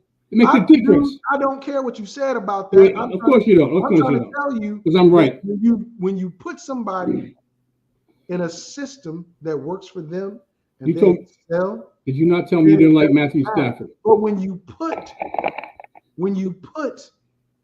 a player in a position that is pretty unattainable to win, and all you as that fan can do and say he threw for 5,000 yards. No, I'm saying regardless of what he did, So he was on a bad team. He was on a bad team. As a general manager. He was on a bad team. As a general manager. Just like Matthew Stafford. I say this. You didn't like Matthew Stafford going to the Rams. You didn't think he was going to do all that. That's what you said. Quarterback. That's what you said. That's what you said. Over the quarterback that does not fit my system. You said Matthew Stafford would not be. I'm not talking about Matthew Stafford right now. It's the same. It's the same thing. It's the same thing. And he threw interceptions after interception. He won the Super Bowl, great. But you're going to dismiss that. You're going to dismiss that. Matter of fact, you didn't hear them say it was Matthew Stafford who won the Super Bowl. You heard them say it was Aaron Donald that won the Super Bowl. That's who won the Super Bowl. Stop it now. Stop it. Stop it. You're wrong. You're wrong, man. You told me Matthew Stafford wasn't going to do that much with the Rams. You dismissed Matthew Stafford on the Rams, and I told you Matthew Stafford was going to ball out. I told you I loved him. I told you I loved him. I told you I love Matthew Stafford. You told me you didn't love Matthew Stafford. I think you have a stalker on your hands. But the point being, regardless. Let's get this over with because you just proving me right. You just proving me right. That Lamar Jackson, I'm the general manager of the Ravens, and I got a choice between the two. Talent-wise, I'm going with the guy that fits my system. Point blank. Lamar fits my system. I guarantee you. If there was an option where Lamar said, you know what, I'm ready to move on. There may be. I don't care how much money you give me. I'm ready to move on. At that point, if that's part of the scenario, but I really want Lamar to stay because he fits my system, I'm like, I don't want a disgruntled player in my locker room who hasn't developed fully yet. And I'm about to give him $250 million. He hasn't developed. Now, really? If I'm giving him $250 million, I want wins, which he's given me.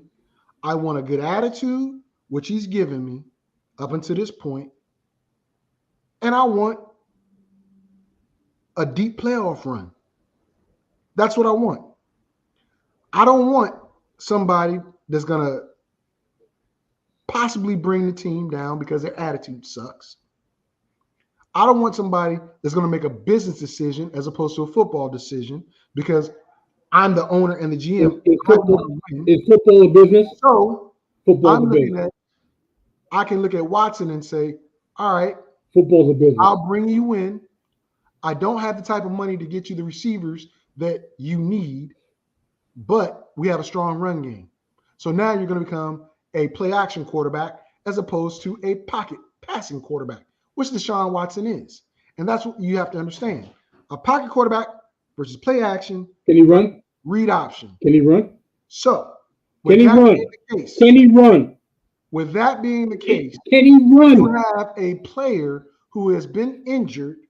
Stop. Here we go. Lamar's been injured. Stop.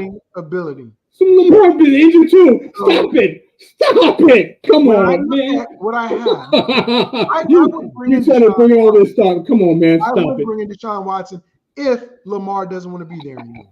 That's why I'm bringing in Deshaun Watson over Lamar Jackson at this point.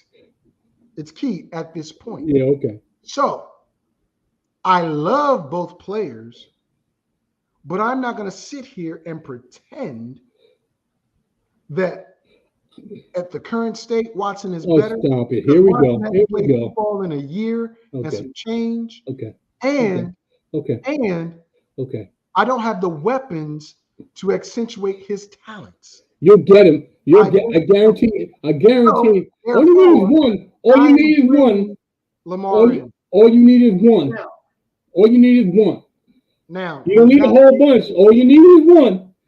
With that, and let me tell you something. Mayfield and let me tell you something. Can go to the Baltimore Ravens have a wide receiver that can be an outstanding wide receiver right now. Listen. listen. I'm moving off of that. I'm Yeah, going back okay. to Baker because the show Really? was originally about Baker. You don't want to do that. Baker. I'm about to end the show actually, but I don't care. That's why I'm saying Baker. I'm bringing it back up to bring it full circle. If Baker is in that locker room, He won't be with Deshaun Watson at the same time because he's going to be a football player and not make a business decision. He's going to act like Jerry did today. He's going to act like Jerry did today. Well, regardless. There's no point in Baker showing. You're going to push me to a point you don't want me to go. Well, you already hung up because you want to be equal. You're going to push me to a point you don't want me to go. I'm trying to tell you how things are.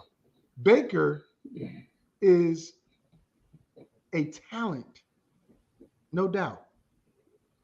But Baker needs to be in a system, just like I talked about Lamar, just like I talked about with Watson. Baker needs to be in a system where it is run first, pass second. With that being the case, there are two teams legit that he could land in. He's a baby man.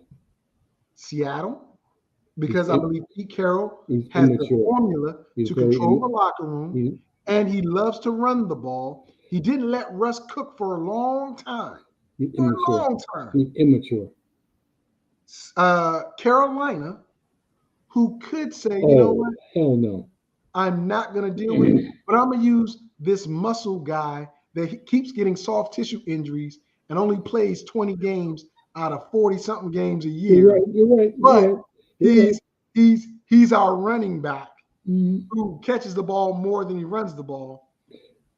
But at least we try to run the ball.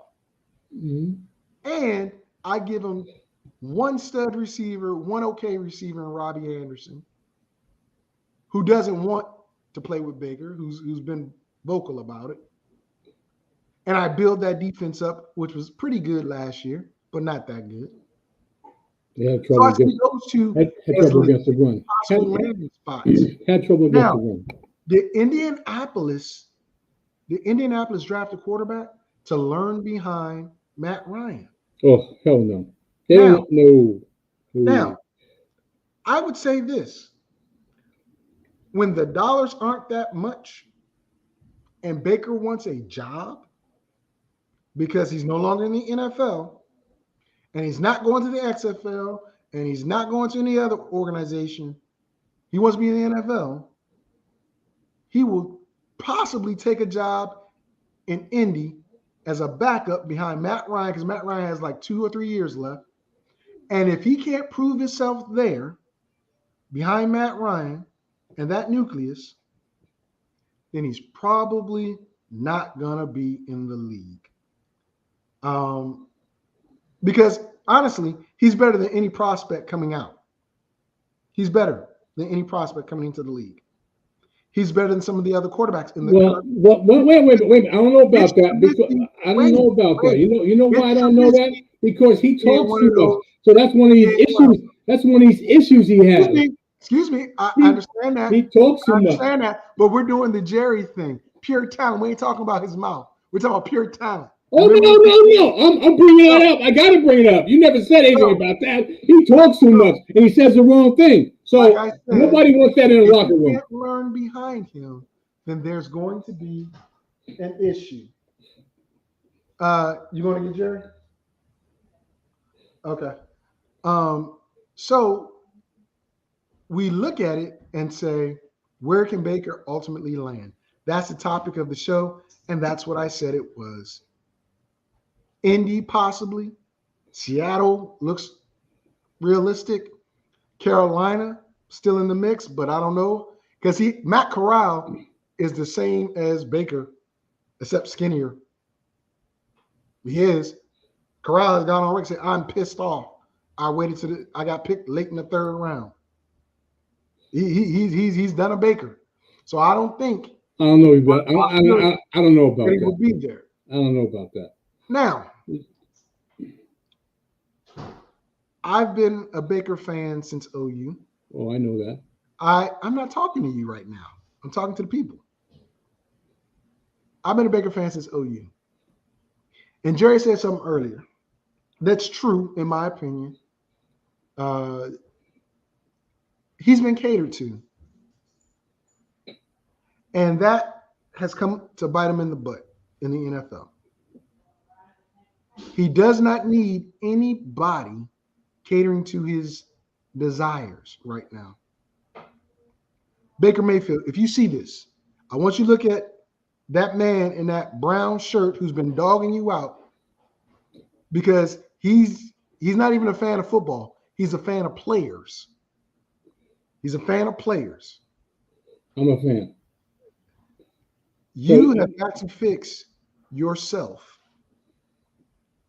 before you can go anywhere else. Somebody needs to tell you because you've got immense talent. Immense talent.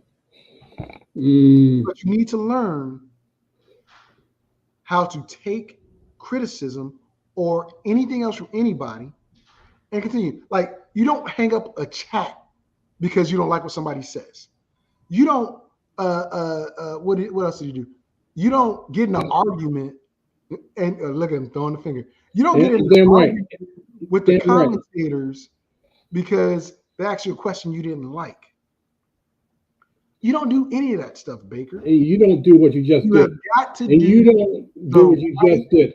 Thing. You got to do the right thing, Baker. That's bad form. You don't do what you just did. Be able to sit there and say, okay, you know what? Hey, we suck today. I suck today. Maybe I shouldn't be playing. I want to play, but I shouldn't be playing. Jalen Hurts, you have been successful everywhere you've gone. But for some reason, even Nick Saban pushed you to the side for Tua Tagovailoa. You went to Oklahoma. Did the same thing in Oklahoma that you did at Alabama, except you didn't win a championship. Come to the pros. Replace Carson Wentz. It was doing well. You have done well. And yet you are on the hot seat. Because now the GM and owner said, I've given you everything. Now it's up to you to make it all work. Can you do it? Can you do it? Deshaun Watson, the man that has screwed the salary cap era for life. And the Cleveland Browns for the next 5 years, 5 to 10 years. I sincerely hope that you're able to make magic with what you have now at receiver. I hope that you're able to make magic because sooner or later, either Hunt or Chubb is not going to be there. Sooner or later, that highly paid offensive line is not going to be there. Much sooner than later, that defense is not going to be what it is and what it was. Because he's dealt with all three. He's dealt with all three. You cannot pay Garrett. You cannot pay the linebacking core. You cannot pay the other corners when you have $260 or $270 million tied up in two players. That's not for him to deal with. That's what the GM to deal with. The team is in win now mode. A lot of teams are. Win now mode. A lot of teams are. I guarantee you, Mr. Watson, no matter how many games you get suspended for, when you come back, if you don't win the vast majority of those games and Cleveland misses the playoffs, which I think they're going to do, you're going to be the one they blame. Right now, at this very moment, I have Cleveland coming in third. I've got Baltimore and Cincinnati at the top, Cleveland in third, and Pittsburgh last. Now, Pittsburgh has never had a losing season under Mike Tomlin, but I think it's coming. The power in the AFC is in the AFC West. It just is. All 4 teams are dynamic, but only 3, and yes, I'm saying 3 teams from the AFC West are going to the playoffs. The other 4 spots, Buffalo, all of them are division winners, put it that way. Buffalo, whoever wins the South, might be Atlanta, might be Tennessee. Atlanta. I mean, not Atlanta. Thinking of Matt Ryan, Indianapolis or Tennessee. Both of them might actually go to the playoffs. East. I already said Buffalo. North, South, East, West. Oh, I already got the Western Division. And so I've got Tennessee, Indy. I've got the Broncos, the Chargers, and the Raiders. Buffalo and Cincy or the Ravens. That's it. Either Cincy or the Ravens or both. Tennessee and Indy or the Ravens and Cincinnati. That's how I see it right now. And unless something changes, that's what I'm going to stick with. With that being said, ladies and gentlemen, we are off the air on Blog Talk Radio. But I'm going to give JT an opportunity to say what's going on in the master plan tomorrow, real quickly, if he has anything set. I'm going to talk about some more sleepers. I got some more sleepers that I forgot to mention, and players that to look at, especially if there's a chance of injury. These players are maybe shining. I got some more people, and the last ones I gave you last Sunday, I feel very strongly about at least one, maybe 2, maybe 3 of them are going to hit. For sure. With Victor is not looking at it, but that's okay. That's all right. I am looking at you. It's not the first time that you haven't looked at guys I've been calling and talking about, and you missed on. Trust me when I say this. I'm going to find you, people. I'm going to find you some solid sleepers for this year. Okay, look. Solid. Like Jerry likes to say, it's May.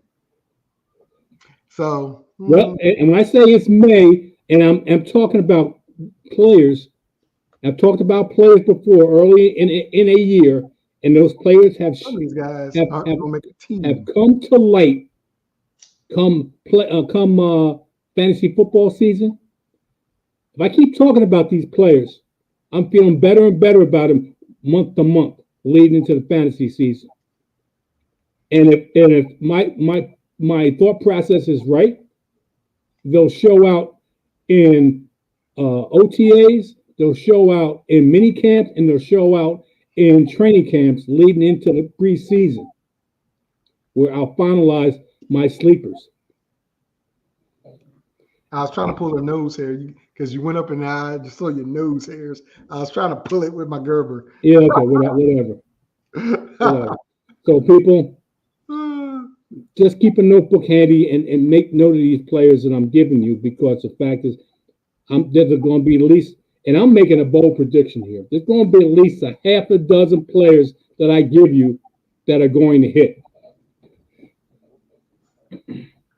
You done? All right. So, with that being said, ladies and gentlemen, I want to thank y'all for listening on Blog Talk Radio, even though you probably won't hear this other part in the archives. But for those that have been continuing to watch, I appreciate it. We have some people on Twitch, some people on YouTube, and some people on Facebook.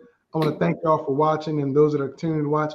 Putting up my crazy ass, but that's all right. Yeah, putting up with him, because he got problems, y'all. Yeah, bro. I pray for him. I really do. I'm passionate pray about for football. I'm passionate about football. He's passionate about his opinion. That's what he's passionate about. I'm passionate about football. His opinion, the only thing you're passionate about. Telling you, and you got a different opinion. See, that's the thing. We Tauruses, we're passionate about our opinion. Some of us can take it and be like, okay, whatever. Some of us, not so much so. Not so much so. Hey, keep being rude.